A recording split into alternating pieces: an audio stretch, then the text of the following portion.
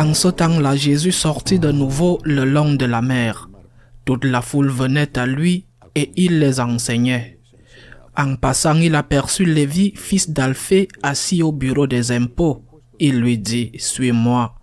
L'homme se leva et le suivit. Comme Jésus était à table dans la maison de Lévi, beaucoup de publicains, c'est-à-dire des collecteurs d'impôts, et beaucoup de pécheurs vinrent prendre place avec Jésus et ses disciples, car ils étaient nombreux à le suivre. Les scribes du groupe des pharisiens, voyant qu'il mangeait avec les pécheurs et les publicains, disaient à ses disciples, « Comment? Il mange avec les publicains et les pécheurs ?» Jésus, qui avait entendu, leur déclara, « Ce ne sont pas les gens bien portants qui ont besoin du médecin, mais les malades. Je ne suis pas venu appeler les justes, mais les pécheurs. » Acclamons la parole de Dieu.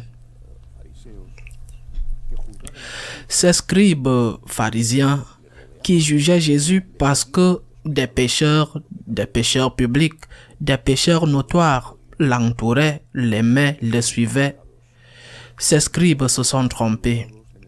Ils se sont trompés non seulement dans le fait que Jésus était venu sauver ces pécheurs, comme il le dit lui-même, mais ils se sont trompés dans le fait qu'ils ne se sentaient pas eux-mêmes pécheurs. Les pécheurs étaient les autres. Eh bien, ils l'étaient sûrement, je veux dire, pas que les publicains ou les prostituées n'étaient pas des pécheurs, mais les pharisiens l'étaient aussi.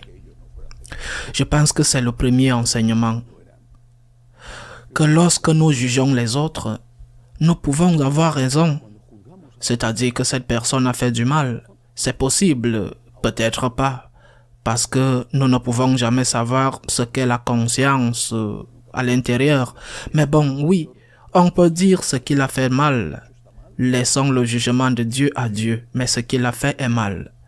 Mais on oublie que nous avons aussi nos propres péchés. Jésus nous a enseigné cela quand il a dit « Tu regardes la tache dans l'œil de ton frère et tu ne regardes pas la paille qui est un morceau plus grand, cette paille qui est dans ton propre œil. » Regarde-toi d'abord. Et cela t'aidera sûrement à être plus juste envers les autres. Parce que lorsque nous nous regardons, nous trouvons toujours des excuses, des circonstances atténuantes. Parfois pas seulement des circonstances atténuantes, mais quelque chose qui excuse complètement. J'étais fatigué, j'ai eu une mauvaise journée, j'étais très stressé, et des choses comme ça. J'ai eu une enfance difficile. Eh bien, ce sont des circonstances atténuantes, possiblement vraies. Mais d'un autre côté, lorsque nous jugeons les autres, il n'y a pas de circonstances atténuantes. Il a fait du mal, il faut voir. Eh bien, la mesure que tu utilises sera utilisée sur toi. C'est comme cela.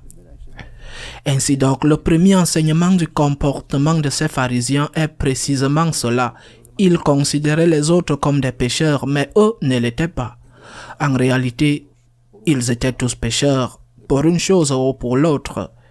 Il est possible que les pharisiens n'aient pas fait des choses qu'ils montraient du doigt aux autres. C'est possible, mais ils avaient leurs propres péchés. Par exemple, ils avaient un immense orgueil. Mais il y a une autre leçon à tirer, parce que si c'est une erreur de ceux qui se considèrent bons, il y a une autre erreur que Jésus nous enseigne aussi, que Jésus nous aide à découvrir.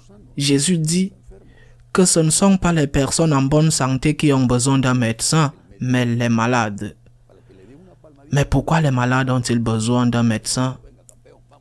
Pour pouvoir lui taper sur l'épaule et lui dire « Allez mon garçon, tu vaux beaucoup, en avant champion ?» Non, les malades ont besoin d'un médecin pour les soigner. Les pécheurs ont besoin de quelqu'un pour les aider à ne plus être des pécheurs. Ce que nous faisons, ou ce que beaucoup font aujourd'hui, c'est de dire « Tu es guéri ». Et pourquoi?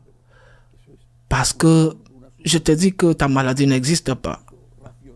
Mais c'est une absurdité de toutes sortes, même rationnelle. Comment ça la maladie n'existe pas?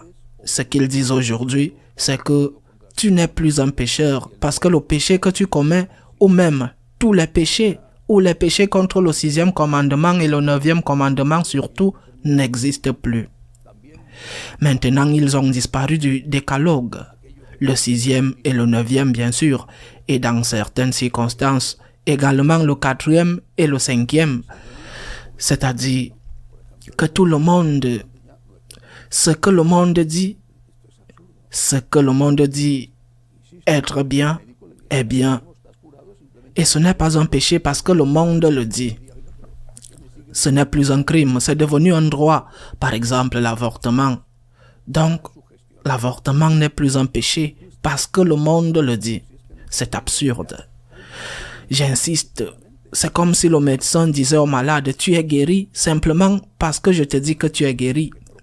Le malade dirait, écoute, mais ça me fait toujours mal, ça fait toujours très mal.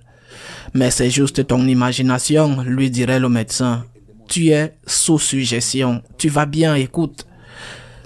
Mais je ne peux même pas respirer. Ça n'a pas d'importance. Je te dis que tu vas très bien.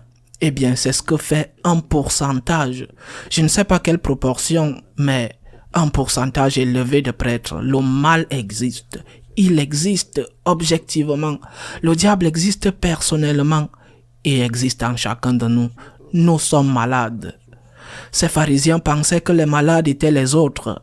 Et aujourd'hui, il y a une nouvelle catégorie de pharisiens qui pensent et disent qu'il n'y a pas de malades, ou qu'au moins certaines maladies ont cessé d'être des maladies et sont même devenues des vertus. Les uns ou les autres veulent mettre Jésus au chômage. Il est venu pour guérir les malades. Il est venu pour pardonner les pécheurs. Je suis un pécheur. Nous sommes tous des pécheurs. Peut-être que nous n'avons pas le péché que celui-ci ou que l'autre a commis. Mais nous n'avons pas le droit de nous sentir supérieurs ou meilleurs que les autres. J'ai les miens, j'ai mes péchés, Dieu le sait, et Dieu me pardonne. Et il vaut beaucoup mieux dire, Seigneur, pardonne-moi.